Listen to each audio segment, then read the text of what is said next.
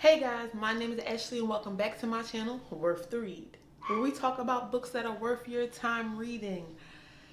As you can see on the thumbnail, today's video is not a book review. It's more of an explanation about where I've been and why I haven't been reading to do reviews or to even talk about books or the covers of cocktails that I do.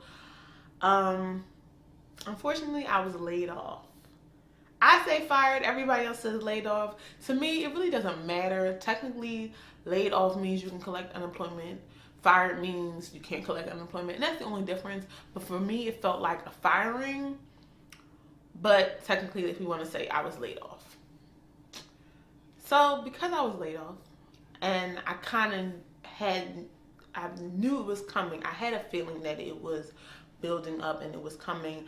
I've just been in a mental state that I'm not used to. So I just want to talk to you guys about that, and you're my booktube family, and give you a reason why I've been not around. So I don't want to make this a long video, but I'm going to give you a lot of back history. I graduated from college in 2008. I was a business marketing major and a fashion merchandising minor. My best friend and I decided to move to New York, and I was taking continuing education classes at the Fashion Institute of Technology in Manhattan, and we were trying to get into the fashion industry for her, and me, the fashion events industry. That's what I wanted to do. That's what I still want to do. That's what I'm going back to now as event management. We lived in New York and Brooklyn, and we did a lot of volunteer work. To get into the fashion industry, you really don't need an education. I realized that after the fact, but it's a lot of volunteer work, who you know, networking, things like that. We were doing good, working consistently, volunteering, doing events and things like that. But again, I said it was 2008, so that means the economy busted, and the jobs we were applying for as entry-level college students were being snatched up by executives that has just been fired from these companies that they worked for years. So it was hard to find consistent work, and because of that, we both decided to leave New York and return home. So I moved back to Philadelphia. She moved to Maryland. So coming home, my first job coming home was a substitute art teacher. It was nepotism. I had to connect. They needed a substitute. I could do it. My mom was an art teacher. I've been in art camp my whole entire life, so I could do it. From there, the year was over. One of my best friends that I've known basically my whole life, she was a director of an after-school program and said they needed a summer camp group leader. And mind you guys, I'm straight out of college, well, a year out of college, and at this point, Sally Mae is knocking at my door and saying, we want our money back. So I'm just taking any job you get. And a lot of people need to realize that, like, when you get out of college, you're not going to get the job that you've been dreaming about. Sometimes you have to start from the bottom, even with a degree. So I was a group leader. I've always worked with children. Even in high school, I used to work at my aunt's daycare. So I knew that me working with children would be a natural fit and I would be excellent at it. Time has passed. I end up going from group leader to director within a year of the program. And I was there for 11 years, 10 years with this organization that I was with. And the benefit was I was serving the children that attended my middle school, my grade school. I graduated from this school. The school was in my neighborhood. And we were a popular, I would say the least, after school program in summer camp. We averaged about 200 students for summer camp. I averaged about 100 for after school program. So we were a large program. I've had children from pre-K through 8th grade to my first group of kids are seniors in college right now, which thinking about it makes me want to cry, but I'm old. Seniors in college right now. They were my babies. They were my first group of students. And to this day, I still talk to them on a regular basis. So this job had consumed my life. I do believe that this job,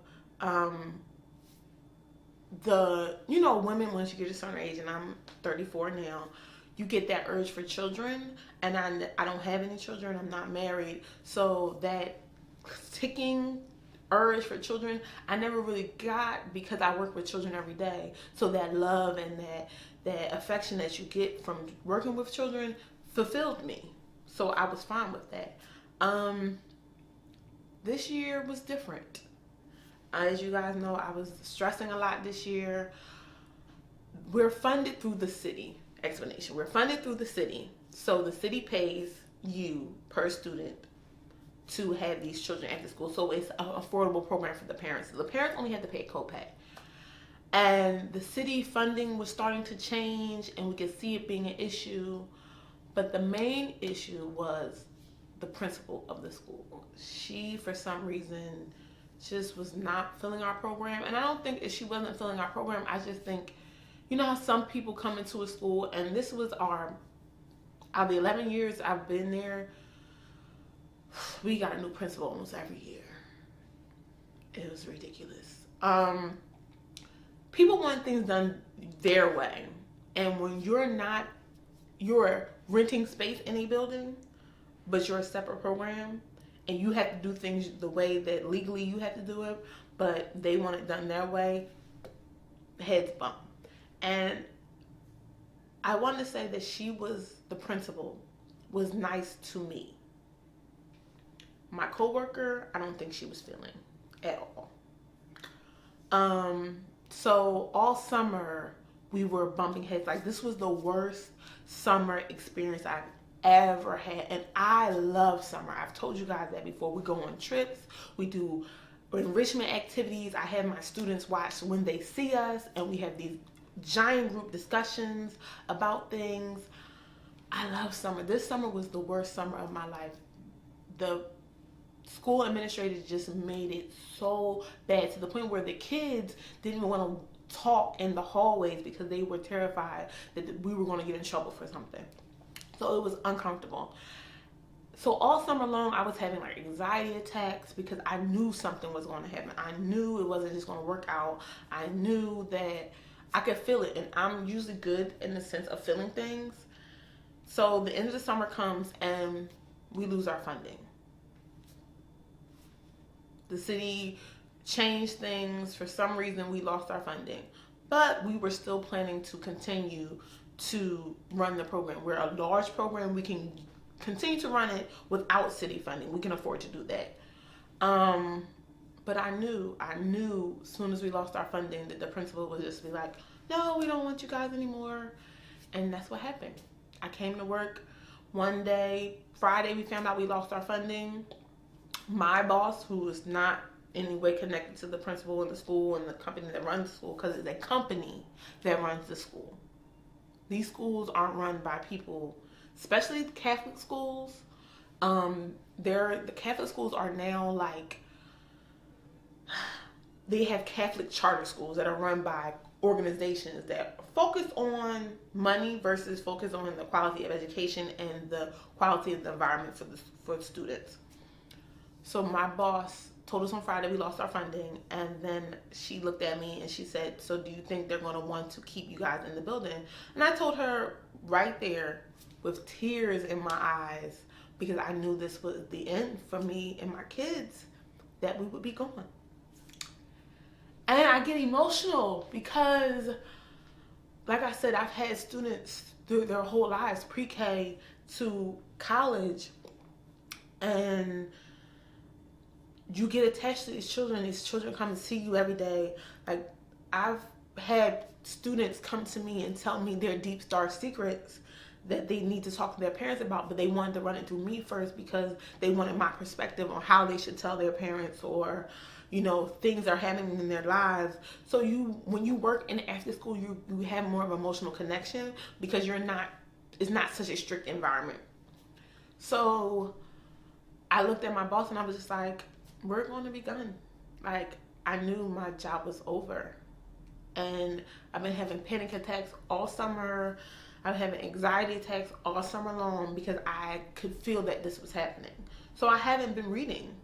And I didn't do videos because mentally I was just not in a good space. And my best friend who got the job had left the company a while ago. And she's been telling me for years, like, you need to get out of there. It's not a good environment, especially for people of color, to be honest.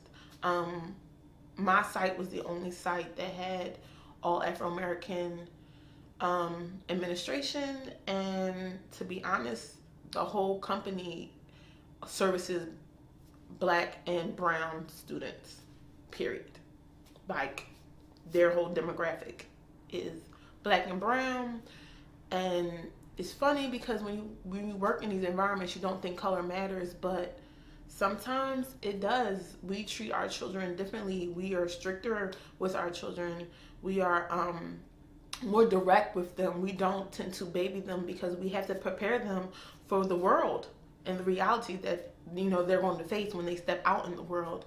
And when the administration doesn't get that, they tend to see your discipline and your correctness and your the way you correct and talk to children as being aggressive.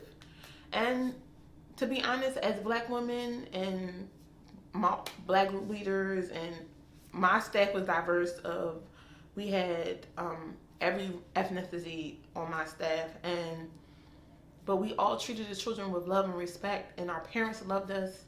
So I kind of knew that it was going to be the end. We found out we lost funding. Friday, by the next following Wednesday, my boss was calling me and said, and this is someone I've been working with for 11 years, said to me, so we're going to figure out your severance package. And I just looked at the phone and I'm just like, this is how you tell somebody they're losing their job? You don't say, well, I want to come and have a meeting with you. We're going to talk about anything. They don't want to continue. You just on the phone like, oh yeah, so this is the severance package. We're going to start sending you the paperwork. It wasn't like, unfortunately, we're going to have to let you go. We're going to send you a severance package. So that kind of broke my heart. It kind of broke my heart, but then it made me realize that at the end of the day, this is a job, and you may have been too emotionally invested with these children, and that was it. I lost my job, the only job that I've known for the last 11 years. And as you guys know, I'm a lifeguard and a water safety instructor, so I always had a part-time job. So when I lost my job, I just picked up more hours at the pool, which is fine because it's an indoor pool. My friends and family were trying to console me and say, well, you're not unemployed.